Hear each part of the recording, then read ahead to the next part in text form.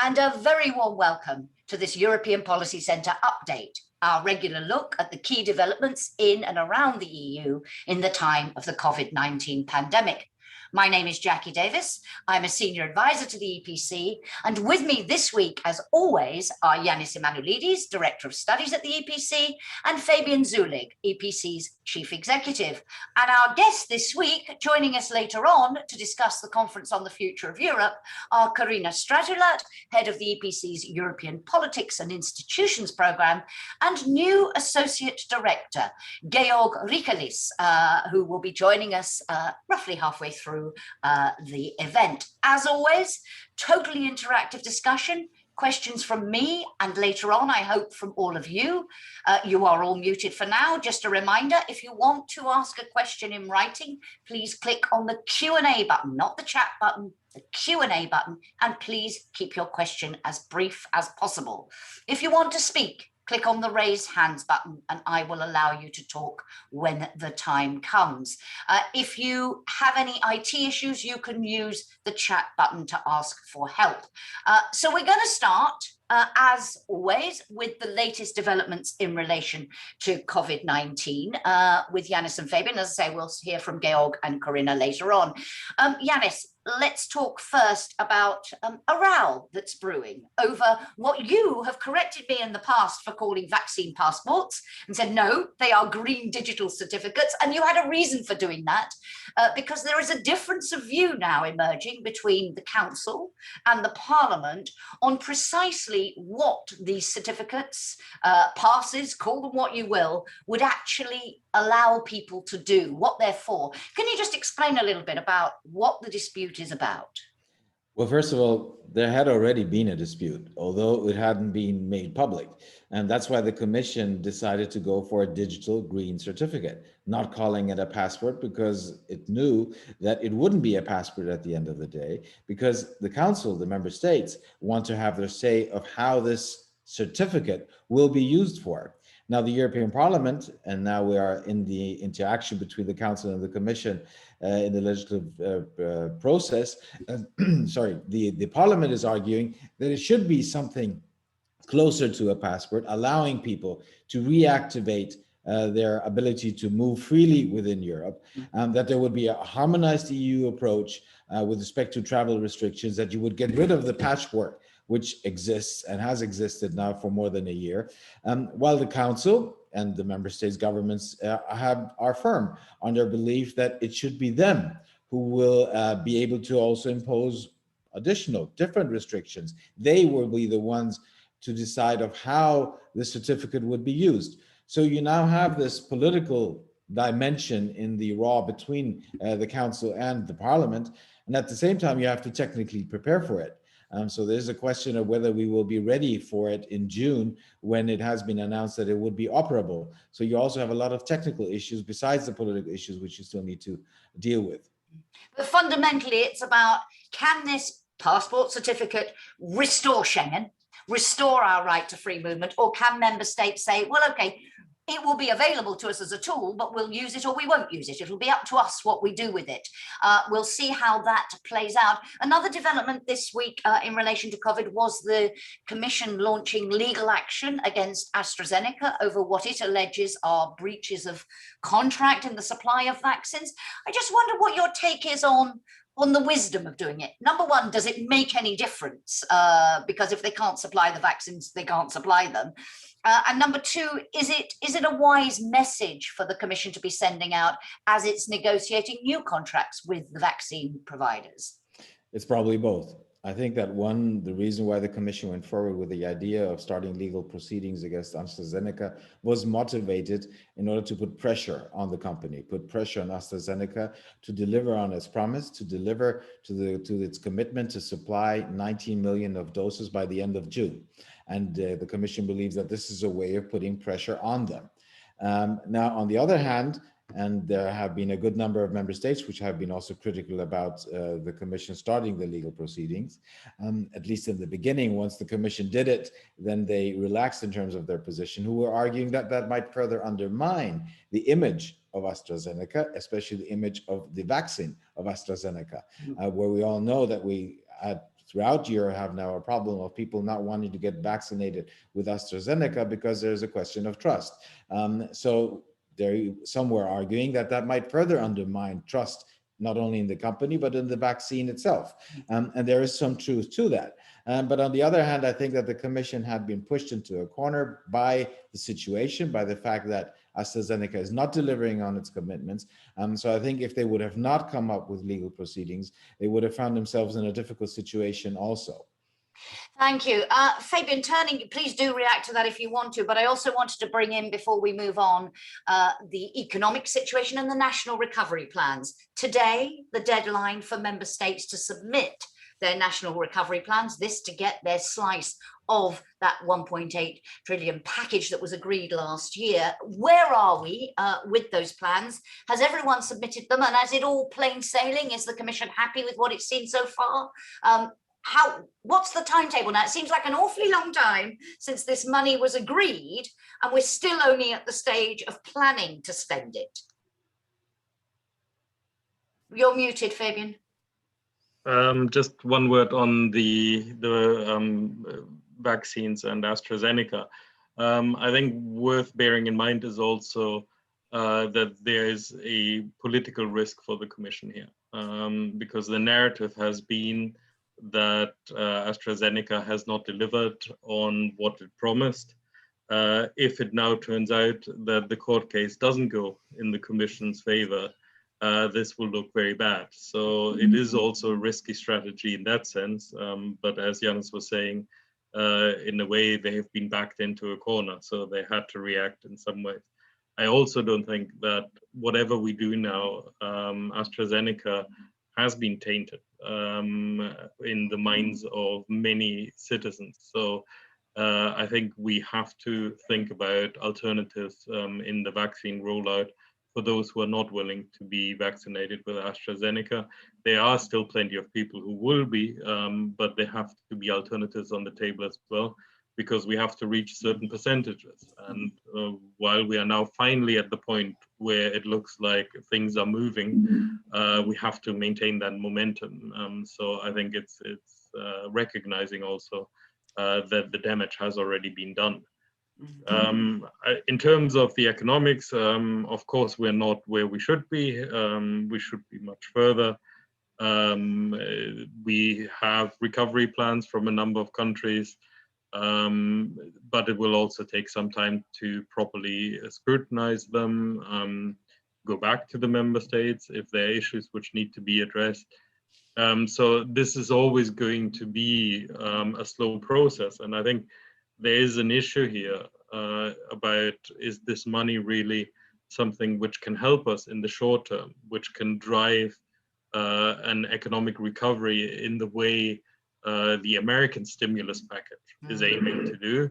Or is this really about more the longer term, the reforms? And if that is the case, is more needed right now, which has to be on the table? Of course, that's a very difficult discussion. We know how difficult it was to agree anything last year. But unfortunately, we're now seeing how deep this economic crisis is. And I think we have to talk about what additionally will be necessary, not only in terms of money, but also in terms of structural legal processes, standards. I think looking at ahead slightly, we have the industrial strategy coming up. So how is that going to fit into the overall narrative of economic recovery? Absolutely, and we're going to come back on those issues at our next update in a couple of weeks' time. Just moving on, if we might, and one thing I did want to get your comments on was the situation, the political situation, particularly in Germany, where we have seen the Greens, they've chosen their Chancellor candidate, Annalena Baerbock, and also some extraordinary opinion polls, putting the Greens and the CSU-CDU neck and neck. What is your analysis? I mean, could we be about to see a massive upheaval in German politics? What is your sense of where we are and what this is all likely to mean? Janis? Well, first of all, as you were describing, things are developing massively. You have a Green Party, which has clearly now the political winds in their sails. They're doing very well. You were mentioning polls where they're neck on neck with the CDU-CSU, and some polls are even ahead of the CDU-CSU, which is, the CDU-CSU is really struggling. They're struggling because of a number of scandals, especially the ones related to masks purchase. The nomination of Laschet did not help, the way he was nominated, but also the fact that he's not very popular, less popular than Söder would have been. And also the COVID-19 situation, which over the past month has not been something which has developed positively. So they're very much under pressure. The Greens are very much feeling a political momentum. But I think we should also be careful. It's very early to tell. We have to see in which situation we will be in September, for example, with respect to the COVID-19 crisis. We've seen in the past that the Greens have done better, much better in polls than on the actual day of elections. I think that they've learned from some of the mistakes which they've committed in the past, but it still is something which we've seen happening not only once, but a couple of times, that they've not done as well. And then Annalena Baerbock has high popularity rates, but she has one issue which is she's being confronted with now all the time, which is the fact that she has no executive experience whatsoever, and she wants to become chancellor. So this is something which also will be a burden when you come actually to the date of the election, which is the 26th. But there is a chance, well, one must assume that the Greens will be part of any government coalition, and there is a chance that they potentially might even be ahead. But the question is, especially from a European perspective, would that mean a big disruption in terms of what to expect from Berlin in future? And I would rather argue that in many ways there will be a good amount of continuity in terms of what Germany's fundamental positions are with respect to European affairs. But on a number of issues, the Greens have different positions. When it comes to Nord Stream is one example. So that obviously has a strong effect on EU-Russia relations. When it comes to NATO and defense expenditures, that will be a critical issue. Climate, which is obvious that they will have it high on the agenda, but also with respect to their position on China and human rights. So it will make a difference if they will play a strong role or maybe even lead that coalition, which I think still the most likely one is green, black, black, green. So it will make a difference, but I wouldn't expect that it will be a major disruption.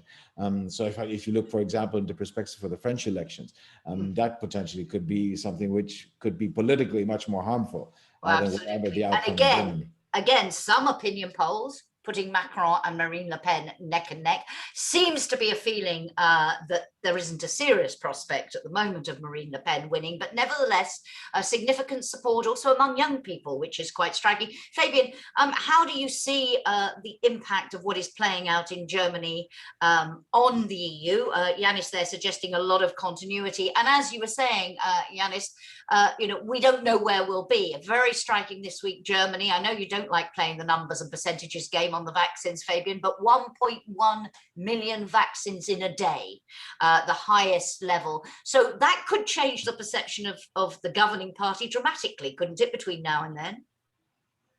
Yes, I think there's still quite a bit of time to go. We're talking about September, so almost half a year. A lot will change in half a year. We will see during the summer, I think, in how far the vaccination strategies of individual countries will be seen as a success or not. It certainly matters an enormous amount whether people in Germany will be able to travel during the summer. If they are able to travel again, I think there will be an effect. But we also have a countervailing effect. We have the end of the era Merkel with all the implications that has. And people in Germany are no longer used to thinking about politics in Germany without Merkel. So it is very hard to predict how they're going to react when they're going to the polls. Will there still be a bonus from her being there until that point? Will they start thinking about, we want a fresh start, we want something different? Some people have suggested that the Green candidate is benefiting a lot from this wish for a new start. So it is very open. And in that sense, there is a lot of uncertainty. But that doesn't mean that Germany will become unstable in terms of European politics. In some ways, there might even be a window of opportunity. We're going to talk about the French election in a minute. A new pro-European German government might well want to seek out the Franco-German relationship as a driver for some of the initiatives. And I think just to add one also very positive point from the German perspective, that so far at least, and it seems to be stable, the AfD, the right-wing party, has not been benefiting at all from this. So that's a very good sign that yes, there is a certain amount of the German population which is dissatisfied, but the vast majority is still solidly in the stability pro-European camp. And Janis, you wanted to come in here and a word, if you would, on the French election process. It's further away, and as you say, even in German election terms, we're saying it's a long way to go. It's even further to go in French terms. But what is your reading of the situation in France now? Well, first of all, I think that you can really sense that there's an increasing worry, also outside France, in Brussels, that potentially things could go wrong, could go negative in the French presidential elections. On the other hand, there still is this belief, even if she will get to the second round, and if it would be against Macron or potentially someone else, which is not the expectation, but who knows, that at the end of the day, a majority of French would not be ready to vote for her. But having said that, it was close last year, last time around at the same period. And when we got to the elections, actually, Macron did much better than what some people were thinking a year earlier. And she did much worse. Her performance also in the final period of the last presidential elections wasn't a positive one. So has she maybe learned from these, has she taken lessons from that? And so how will things work out when we come to April, May of next year? I think, again, it's far too early to say. Okay, thank you. One other topic, and then we have a question, in fact, about the Biden speech, which I'll squeeze in before we move on. But one other topic before I come to that question. Fabian, you're my favorite topic, Brexit. We saw what Boris Johnson described as the final step in a long journey this week, with the European Parliament finally ratifying the agreement. I was struck that Boris Johnson said this would, quote, provide stability in our new relationship with the EU as vital trading partners, close allies, and yes, you've guessed it, sovereign equals, the UK's favourite phrase. Number one, do you think the Parliament's vote was ever really in any doubt, despite some of the noise around it? But this quote, providing stability, and that it's the end of a journey, is it really, or is it just the start of a more tortuous one to come? Well, I think it was very clear from the beginning that the ratification would go through. Yes, the Parliament wanted to make certain points as well, in particular also about the implementation of the agreement and the involvement of the Parliament in that. But in the end, they wouldn't have voted against it also, because in some way, Boris Johnson is right. It is more stability than not having an agreement at all.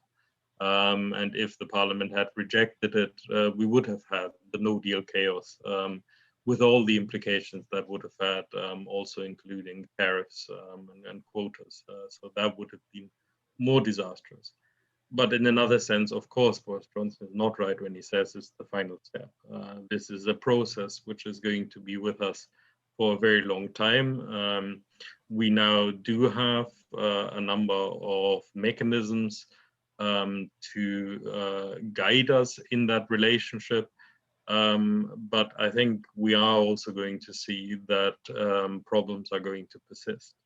They're going to persist because it is in the political interest of the UK government to continue to blame the EU for everything which is going wrong. They're going to persist because, unfortunately, we have an unresolved situation in Northern Ireland. And I don't only mean the immediate situation. I think we have a structural problem there. That whatever solution is going to be on the table is not going to be acceptable to one part of the communities in Northern Ireland. We continue to have frictions in a number of areas where the UK is calling for more flexibility, where the EU is responding with the rule of law. And we don't have really the political engagement between the two sides. And that is a major problem. We would need to rebuild trust to make this relationship work better. And at the moment, trust is not there. One positive development, though, this week, the UK now indicating they will recognise the EU's ambassadors. An utterly pointless row that soured things more than necessary. I wonder whether that is a sign that the sort of picking fights for the sake of it, they have now realised that that is not a wise approach. But we'll come back to that, I'm sure, in weeks to come. Squeeze in two quick questions before we move to the Conference on the Future. One from Adam Isaacs saying, what should be the main takeaways from Joe Biden's speech this week for the EU? How concerned should the EU be about the emphasis on Buy America? Is this further even than the Trump administration on protectionism? Who can pick up on that one for me? Wave at Fabian. Yeah, I think what the Biden speech should remind us of is that while things have improved immeasurably with the US since the new administration has come in, the US is still an economic player which looks out for its own interest, which is going to be also very robust when it comes to defending what it sees as its own interest. In some areas, this has improved now because it looks like the new administration sees some of the interests being in line with the European interests, which we didn't have under Trump. So when it comes to, for example, some questions around sustainability and climate protection, when it comes to questions around big tech, there seems to be more of a common ground now. But there will also be other areas where we will continue to be competitors, where we will continue to be rivals. And certainly one of the big priorities for the Biden administration is going to be the economic recovery from COVID. That is going to take up a lot of political bandwidth. And there they are going to be also very ruthlessly focused on the US. So I think it doesn't mean that we can't work together. I don't think it means a turn towards protectionism, but I do think we need to be realistic about what kind of actor the US has been and is going to be. Thank you very much. Let's take one quick one from the floor from Klaus Muller. Klaus, I have opened your microphone. Please, what is your question? Klaus, can you hear me?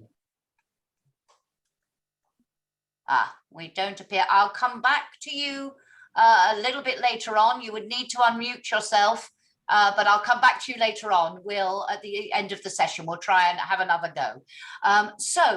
Let us now bring in Corina Stratulat and Georg Riekeles. Very good to have you with us, and a particular warm welcome to Georg, who should magically appear in just a moment.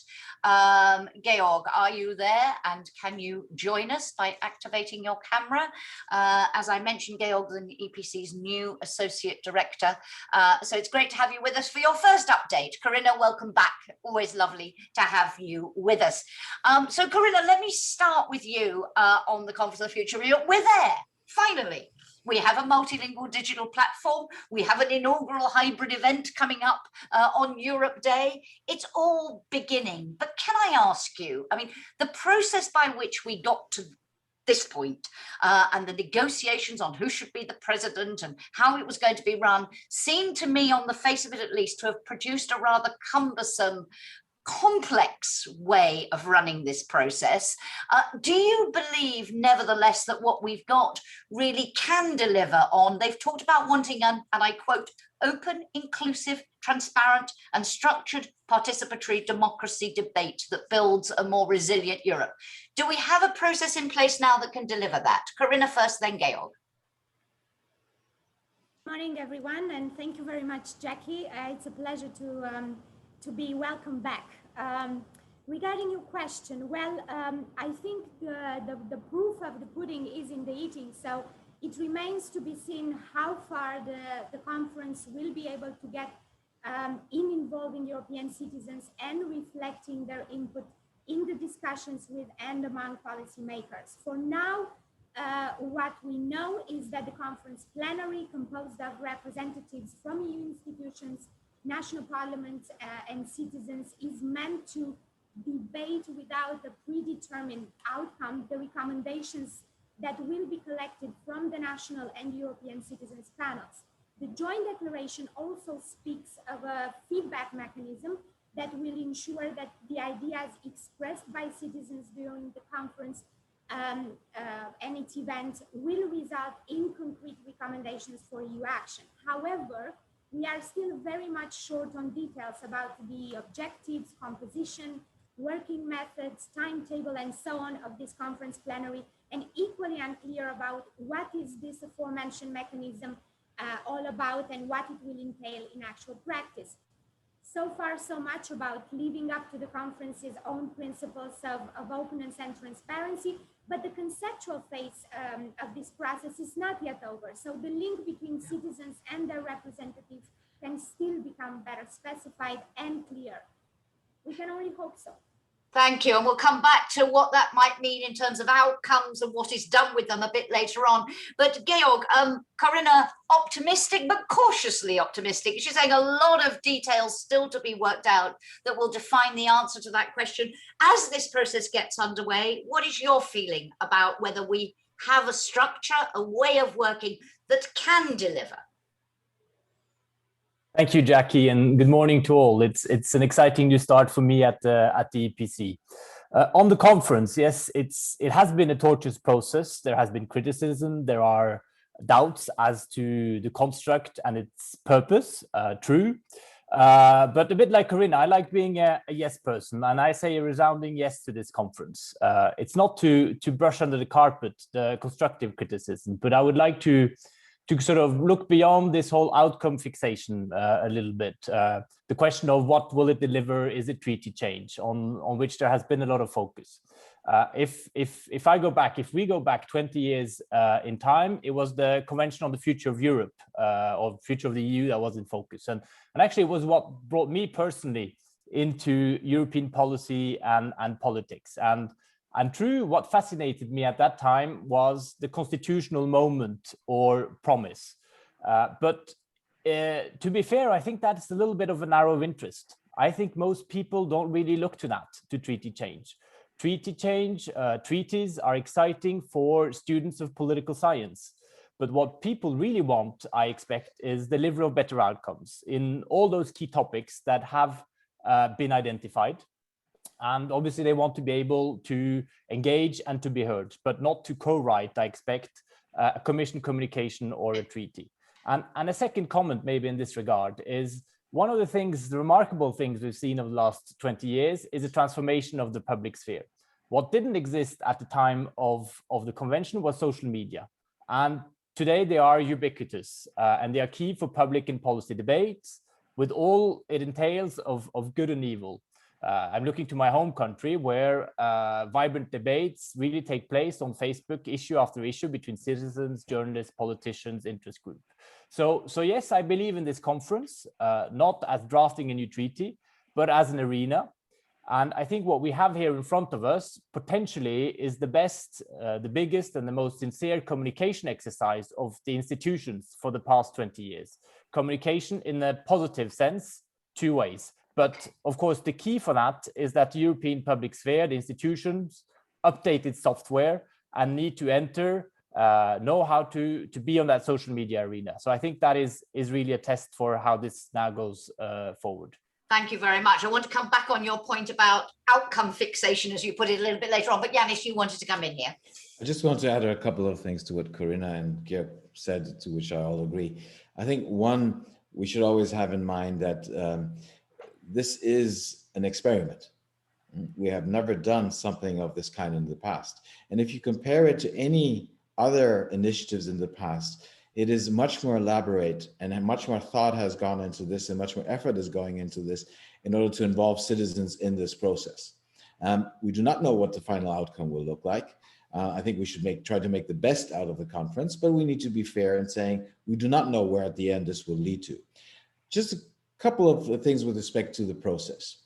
I think one, we should have always assumed that it would be a complex process. You're involving all citizens of Europe, you're setting up a system So it had to be complicated. But sorry to interrupt, Janis, we had assumed it would have a president. It doesn't have a president. It has three presidents, for example. Yes. And we, in our proposal, we always said that this should not be the solution to be found. We said that there should be a chair, that there could be vice chairs, but that there would be a clear hierarchy, and that there would also be thoughts putting into the process of how you would deal with decision-making process within the conference. Now we're talking a lot about consensus. We have left a lot of things open. Corina was referring to the conference plenary. Yes, there will be conference plenaries, but a lot of the things we just don't know, even with respect to the conference plenary, while the conference is about to actually get things moving. So we have not settled things in many ways as we should have. However, having said that, we know that there are differences between the three actors, between the Commission, the Council, and the European Parliament.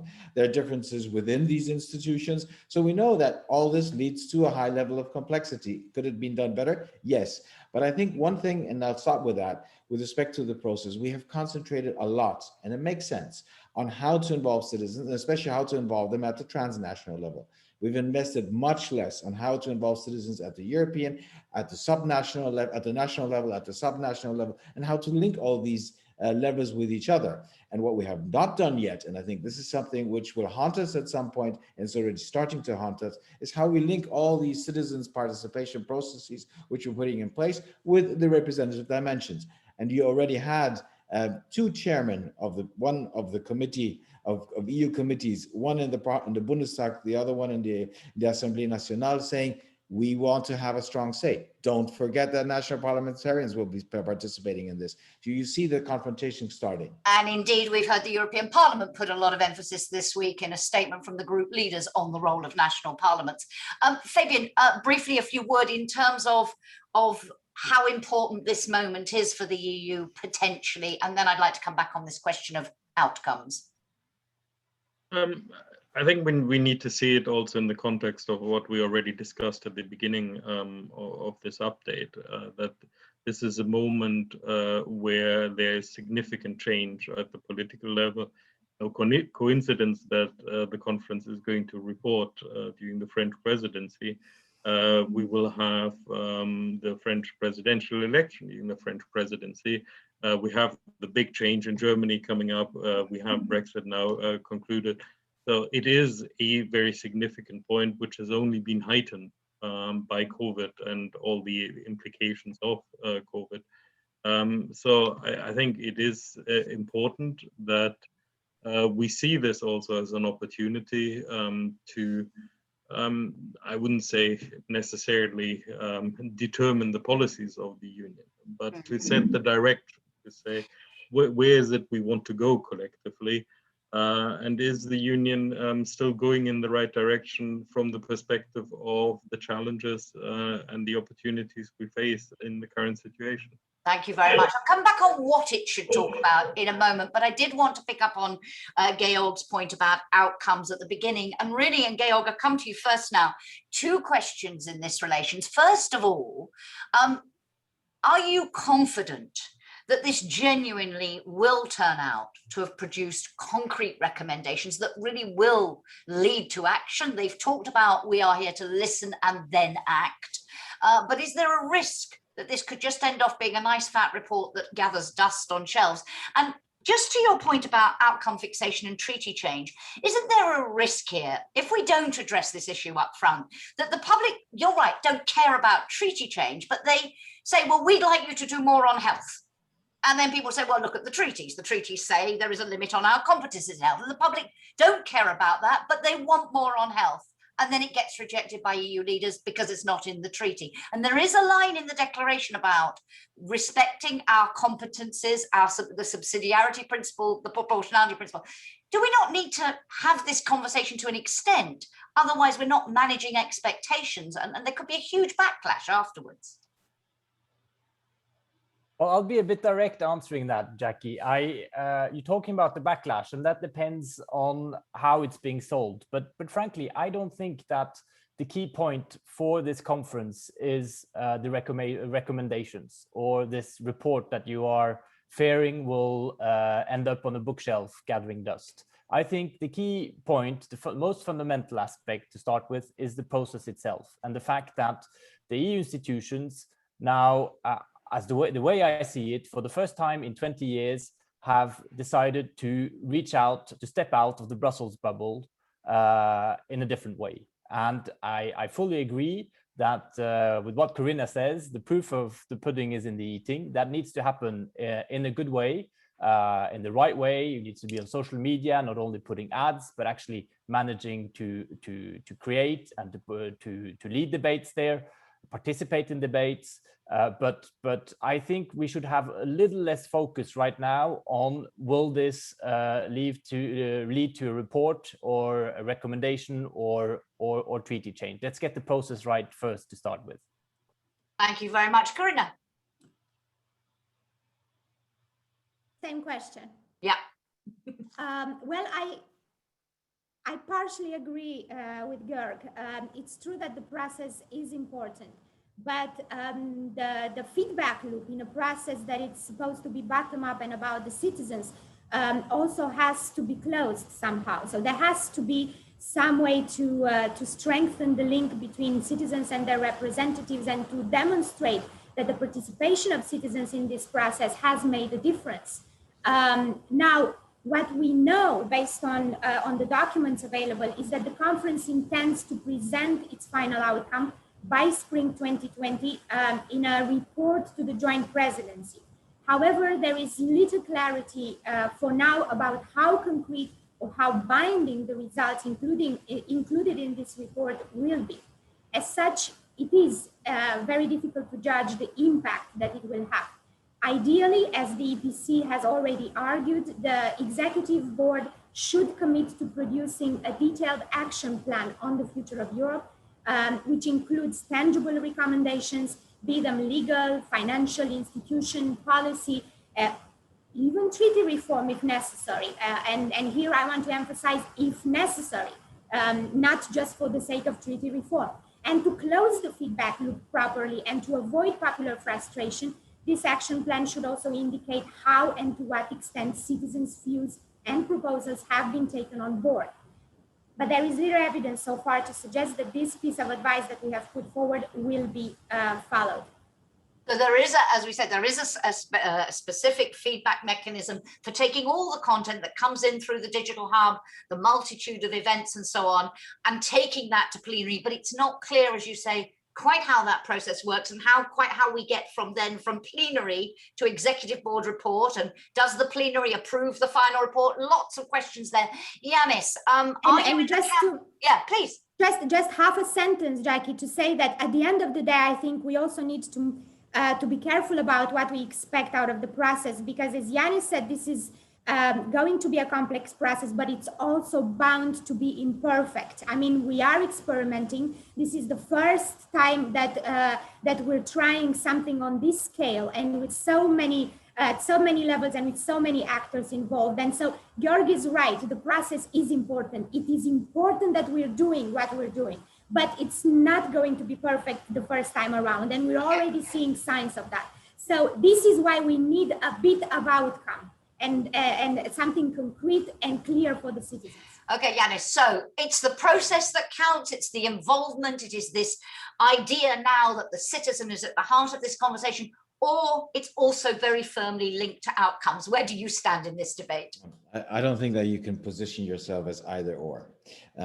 The process is important, but what I'm looking already at is what happens after the conference is concluded, both with respect to the process and with respect to the output. So once we have concluded with the conference, and I said at the beginning, it is also in many ways an experiment. So what are the lessons we're going to draw from it? What are we going to do in terms of similar processes in the future, which should not be called conference because the word is misleading. It's not one conference. It's a very complex process we're looking at.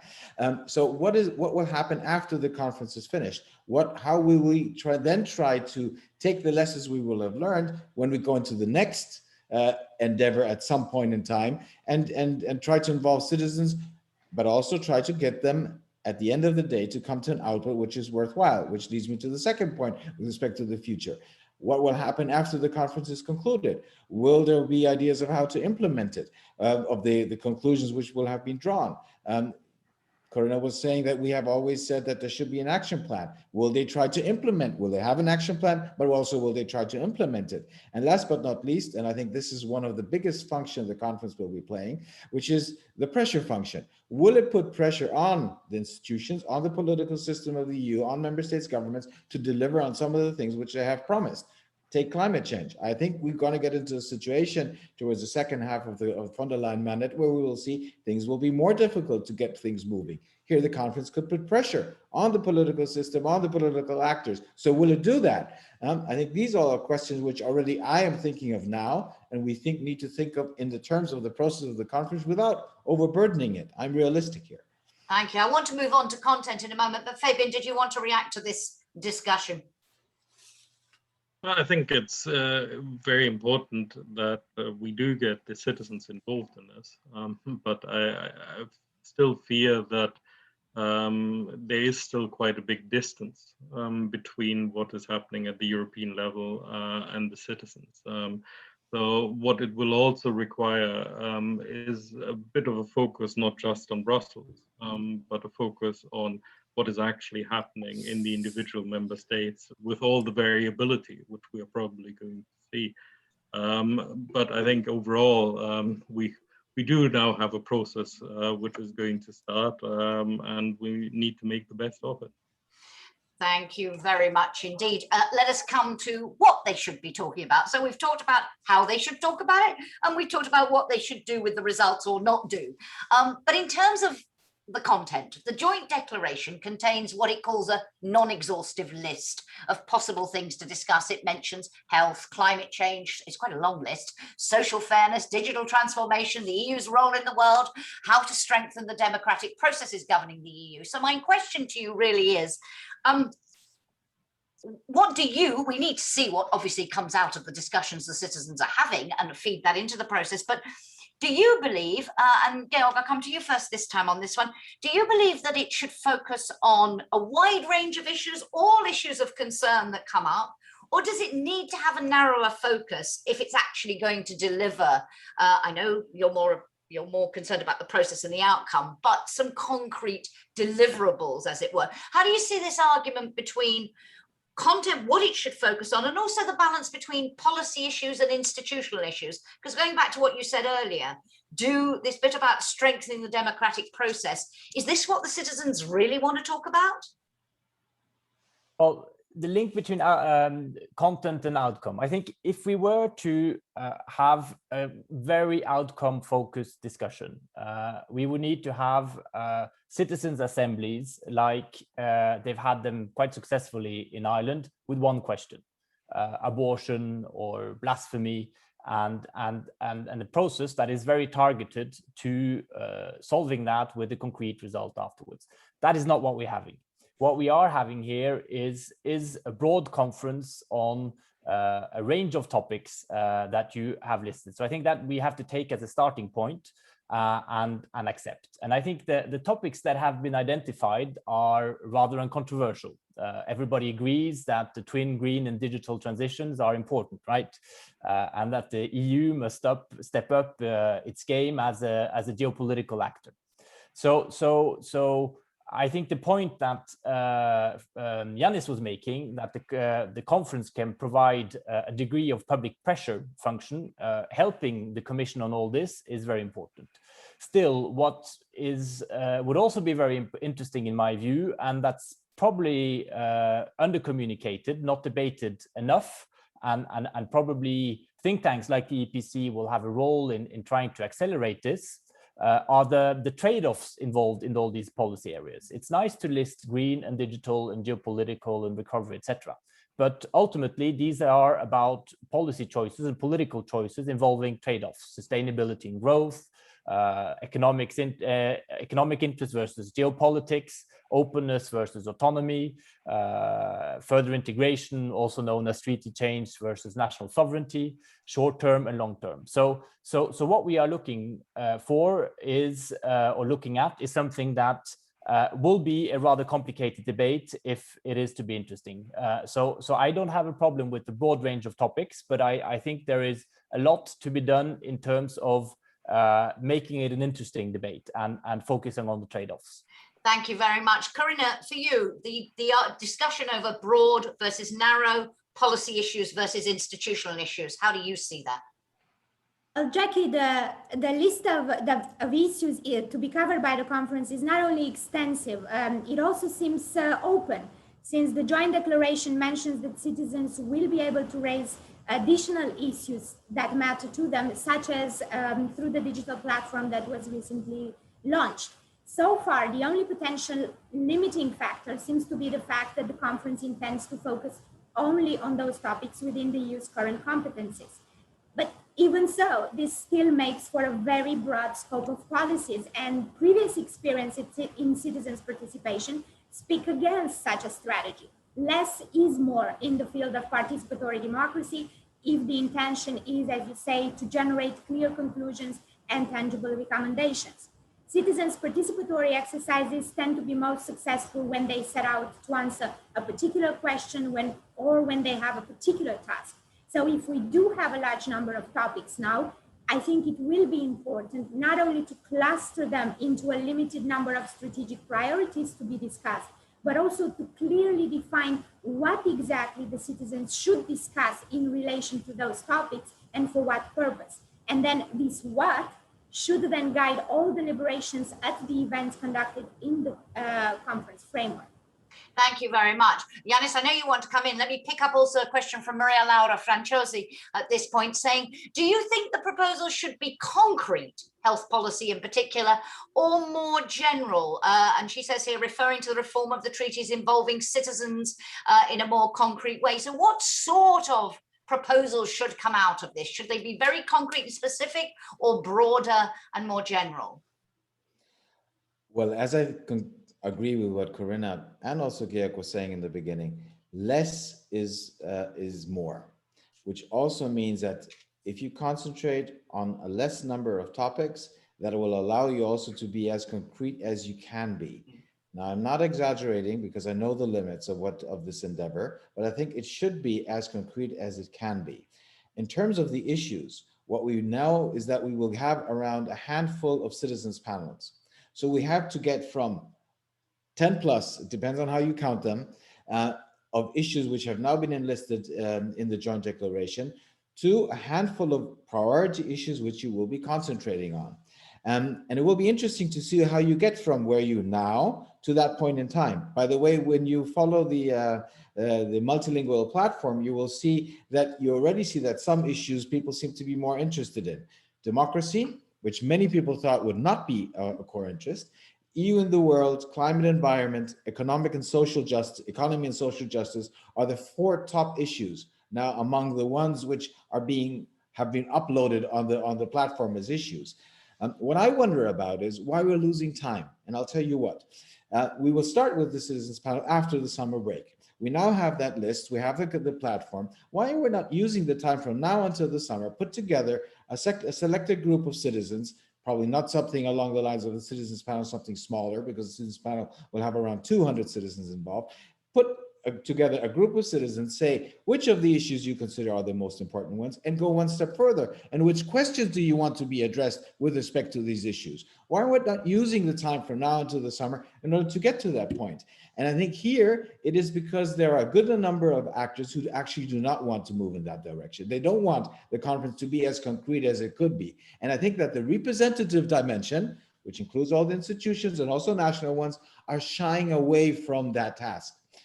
If you remember, Georg was referring to the convention.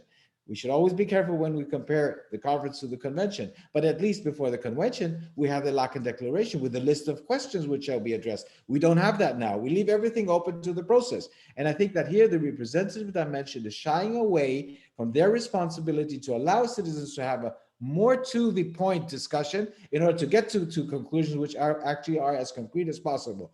So there are a lot of blame to be put on different actors here and not only on the process. Thank you very much. And I suspect this debate between all of you is a debate that is being mirrored within the executive board, which is why some of these things are not happening yet. But Fabian, you wanted to come in. I think there is a danger that we have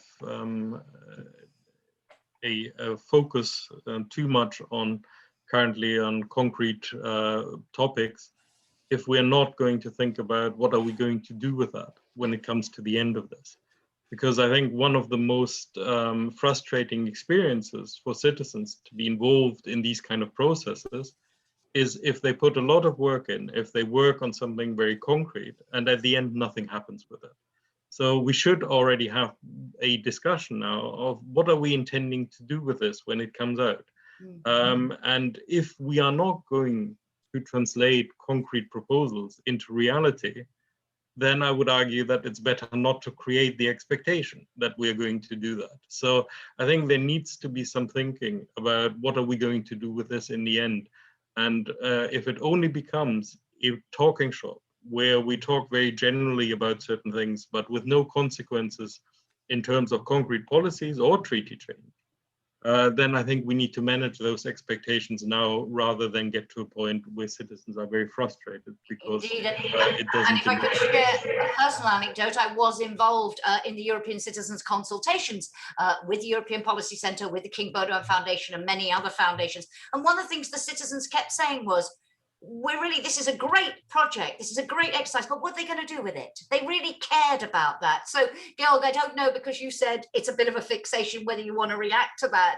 But I also wanted to ask about this question of representative versus participatory democracy, and whether this battle, if you like, between the elected representatives who say, well, that's our job, and participatory democracy is all very well and good, but in the end it's ballot box. And in fact, although 3/4 of the public in a Eurobarometer survey said they thought this conference could improve democracy, 55% also said the most effective way to have our voice heard is at the ballot box. So there is a tension here. A thought on that, and then Corina, I'm going to come to you first when I ask you all to give me a priority, a personal priority for what comes out of all this. But Georg, this tension, if you see it as such, between the representative and the participatory side.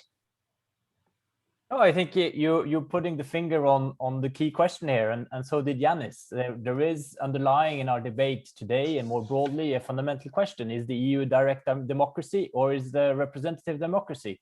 And to me, the EU is a representative democracy, and to a large extent, I believe that is fine. That doesn't mean that one should not explore new ways of participation, that one should not explore new ways of communication with citizens, and that one should make the most out of it so that these initiatives are meaningful. And I see this conference as something that is meaningful.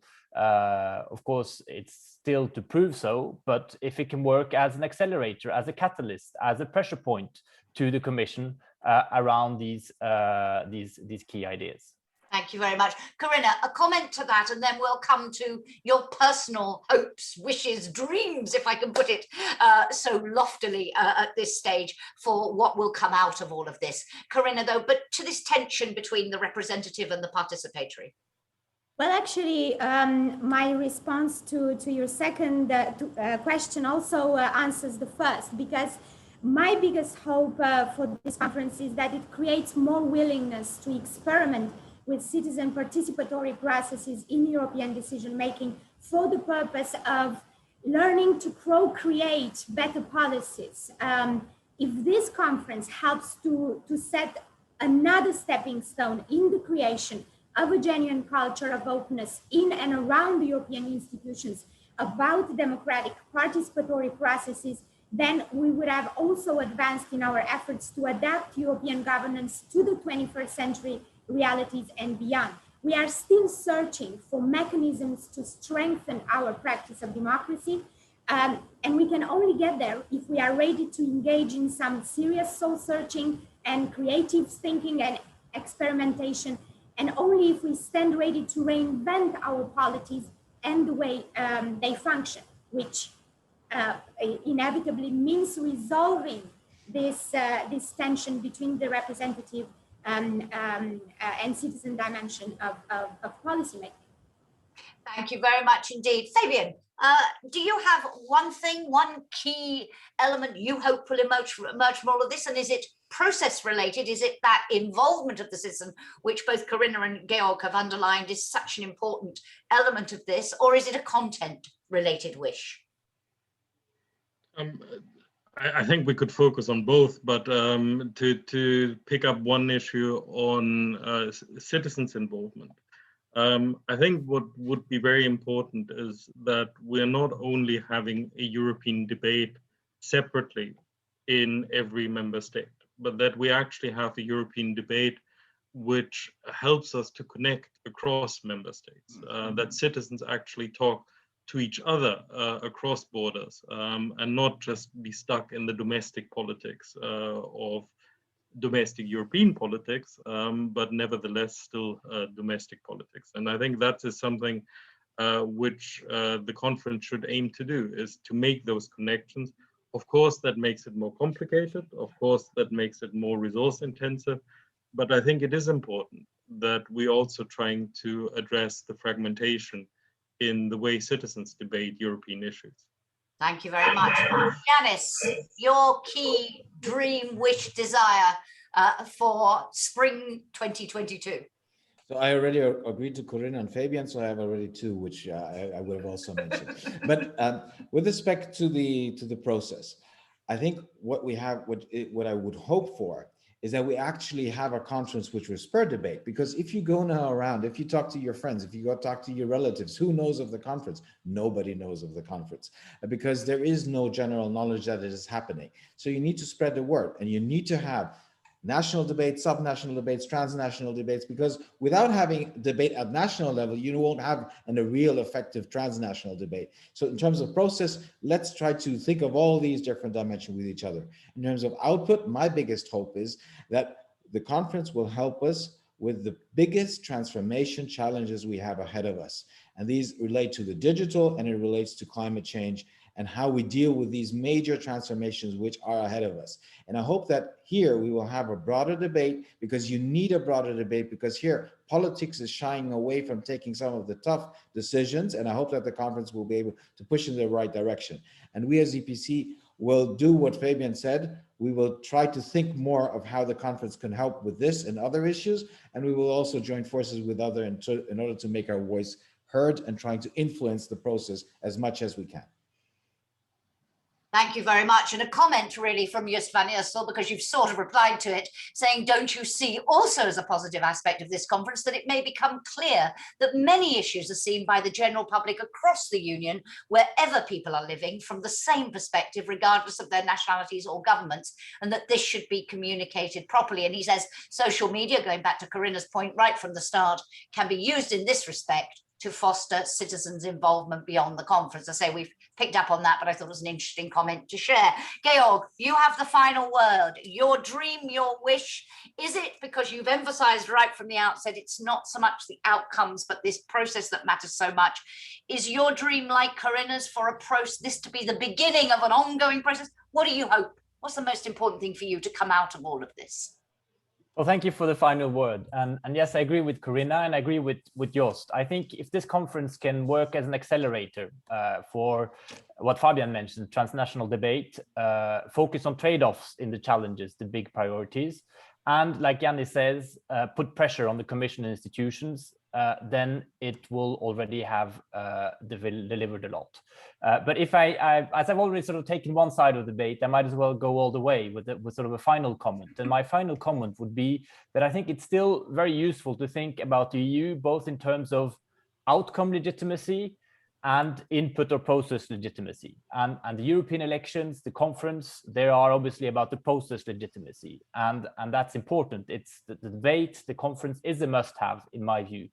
But even more important still, I think, for the EU is the output legitimacy. And to be a bit simplistic, the future of Europe does not lie in a conference. It lies in delivery on those big challenges. And if I may add or end with a sort of a bit of self-promotion, an EPC promotion, our latest piece online today is called Von der Leyen Commission on Trial Again.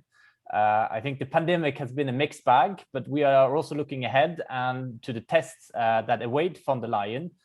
In 5 months, she will be doing her mid-mandate State of the Union, and there are big tests awaiting that really matter for Europe. So please go and have a look. There is potentially a huge gap between promises and delivery, and I think that matters a lot for the future of Europe.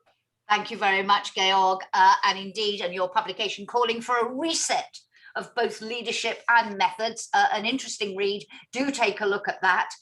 Thank you to all of you. That is all we have time for this week. I just wanted to mention a couple of things coming up next week. We mentioned earlier, the industrial strategy. As I said, at our next update, we're going to come back to recovery plans and the industrial strategy, and there will be a commentary on that next week. There'll also be a podcast looking ahead to the Social Summit in Porto, and a couple of events among many to highlight: a 60-minute briefing on Monday with Maros Sefcovic, the European Commission Vice President, on better regulation, and on Thursday, another in the series EPC Talks Geopolitics with the Minister of Foreign Affairs of Romania. And as I said earlier, I'll be back with Janis and Fabian in a couple of weeks' time. Corina, Georg, great to have you with us today. Janis, Fabian, as always, thank you all very much for joining us. May I wish you a very pleasant weekend and stay safe. Goodbye. Thanks.